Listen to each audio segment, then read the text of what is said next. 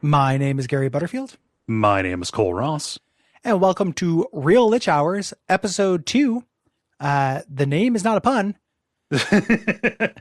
And this week, we are continuing going into Baldur's Gate 3. We're going to interrupt some tomb robbers who are, getting in the way of us doing some robbing ourselves. And we're going to level up. Gonna gather our party.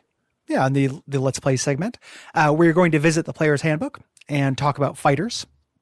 Mm-hmm. Yeah, we're going to talk about them bony boys, hit up the skeletons in our Fiend Folio section. Skeleton crew. We're hitting our first dungeon. We're going to learn a little bit about the Dank crypt by reading all the books we find on the floor in the Legends and Lore segment. Yeah. And then talk about party composition in Sage Advice. Yeah. And then finally, find familiar with a scared boar. The animals get much more interesting as the game goes on. And then we have a one comment that I'd like to read in the forum section at the end. Nice. Yeah. And before we get started, we would like to thank our Jaden Dale, our artist, and Gwen, our producer, who composed the theme song as well. Thank you very much. Yeah. So let's jump into it. Oh, one thing I wanted to address here. Hasbro just laid off a ton of people in the Wizards of the Coast, including a lot of the people who worked on Baldur's Gate 3. The people who, the consultants. Yeah, consultants, yeah.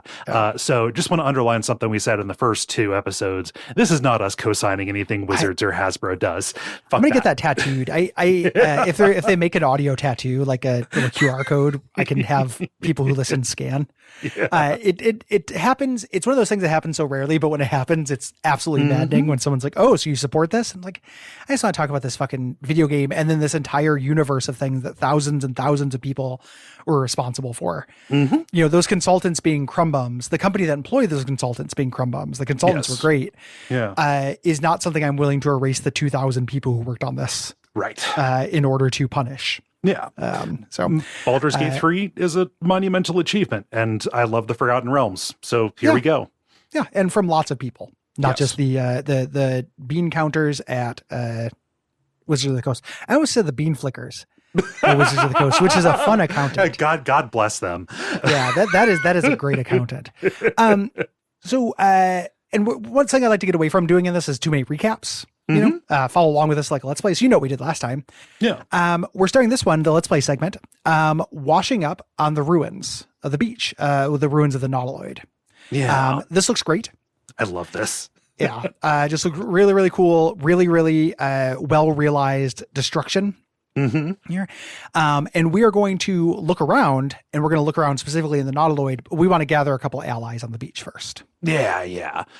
Right around where we land. So when we say like, this looks really cool, the Nautiloid is gigantic, right? You know, this is like it's an Illithid Star Destroyer that happens to be biological, right?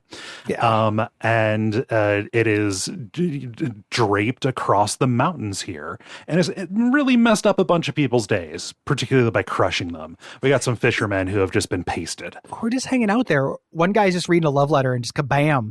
This guy says, fuck you, like Mary Elizabeth Fowler Hodges, the only person in history to be struck by a meteorite. Fuck that lady in particular, said God.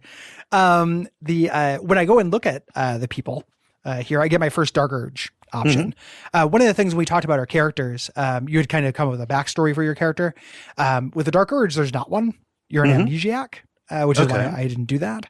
But this is real Joker shit. You look at the corpse and it's like, you decide whether you're going to smile. You have to suppress it, and then you suppress it, you know? And then you have some vague memories of like knives and flensing and shit. I am assured the Dark Urge stuff gets more interesting later. Okay, cool. Right now it is exceedingly Joker build. Is it a check to resist it, or is it not? It's not